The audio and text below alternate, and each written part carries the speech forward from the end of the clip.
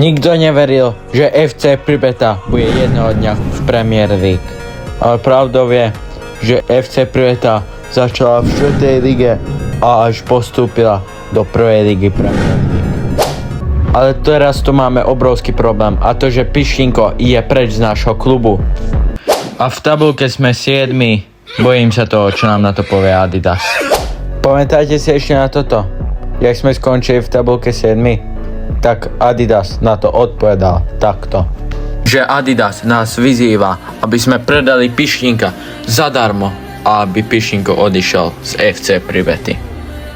Tak sme to bohužiaľ museli spraviť a to, že Pištinko od prvej sezóny. Dajte lajka, odber pre Pištinka, lebo Pištinko je tu nový GOAT. Pištinko z Pribeta FC rozhoduje zápas. Veľmi ťažko sa mi to hovorí. Pamätajte si, jak Pištinko rozhodoval zápasy už v prvej sezóne a až do 4. alebo 5. sezóny rozhodoval. A teraz ho musíme pustiť preč. Tak som našiel za Pištinka náhradu a bude to Kylian Mbappé z Realu Madrid. Veľmi ťažko sa mi to hovorí, že fakt Pištinko musel odísť z nášho klubu, ale ináč by FC Pribeta zanikla, čo určite nechceme. Tak musí prísť ten Kylian Mbappé. A ešte je tu veľký problém ďalší, že Pištinka sme predali za 0 euro. Takže máme 100 miliónov euro, z toho veľkú časť musíme dať na Kyliana Mbappé a ešte aj nejakého hráča, lebo za 100 miliónov eur ho nekúpime. Takže prídeme o hráča a prídeme aj o peniaze. A tým hráčom, ktorého stratíme, sa staje asi Antony. A už úspešne prichádza Kylian Mbappé do FC Pribeta z Realu Madrid. Už podpisuje lopty a ideme sa podľa na našu základnú jedenásku. Güler, Mbappé, Amad. Takto som to. Musíme dať naspäť Ruiza do základnej jedenásky, lebo proste nemáme peniaze. A náš prvý zápas v tejto sezóne proti Fulham. Dobre, a ideme. A máme penáltu, ktorú bude kopať naša nová posila Kylian Mbappé. Nie, nebude to Renčiči kopať, dáme tam Kyliana Mbappého, naša nová posila. Nech ukáže, že je lepší ako Pištinko. Čo ti jebe, kámo, mohol Mbappé nedať penáltu ešte k tomu, že penáltu. Pištinko by to hneď nahúdil power shotkou. Ale teraz má Güler loptu. Güler sa snaží obohrať, prihráva Amadovi. Amad beží, strieľa na bránu a nedá. Mbappé sa ešte skúša dokopať, ale nešlo to.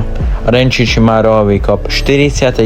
minúte má Renčiči rohový kop za 0-0. Dobre, snaží sa to tam kopnúť, dáva hlavičku Güler, ale netrafil bránu.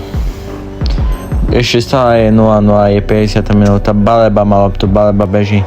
Baleba prihráva Gülerovi. Güler prihráva Mbappému. Mbappé sa snaží prebehnúť, strieľa a dáva gól.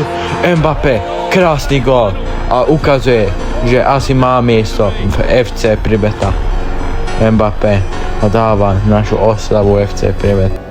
A dobre, ideme po tomto krásnom góle ďalej. 70. minúta a je už 1-1. Fulham zrovnáva. Ale má Renčiči loptu. Renčiči beží, prihráva Gülerovi. Güler prihráva naspäť. Takže Renčiči prihráva Amadovi. Amad beží. Amad prihráva Mbappému. Mbappé sa snaží kričkovať. Potom prihrá Gülerovi. Güler beží sám na bránu. Sám. A dáva gól. Gól. Güler dá ďalší gól. A je už 2-1 pre FC Pribetu. A zapískali. Takže FC Pribeta remisovala 2-2 proti Fulham United. Obrovská škoda. Tento zápas sme úplne v kľude mohli vyhrať, ale neviem, čo sme robili v tomto zápase. No nevadí. Ale teraz pozor, lebo sme druhý v tabulke. Máme 0 bodovú stratu na prvé miesto a ideme proti Manchester City. A je to posledný zápas túto sezónu. Takže keď vyhráme, sme vyhrali Premier League. Keď prehráme, tak sme druhý alebo až tretí. Takže tento zápas ide o všetko ide. Takže Baleba prihráva Mbappému. Mbappé kličkuje, snažíme sa najviac. A offside, kámo, tieto offside by som tak vyrval z tejto hry. Nevadí. 0-0. Ruiz má loptu. Nice, Ruiz prihráva. Güllerovi. Güller snaží sa. Aj, Güller stráca loptu. Ale ešte máme. Hato.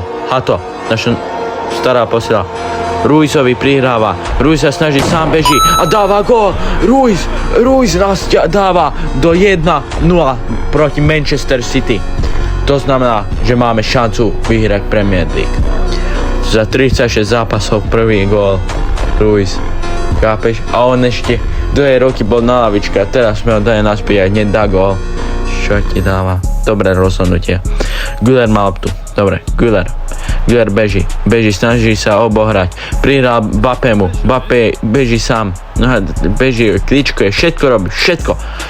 A strieľa. A zblokovaná. Nevadí, zblokovaná.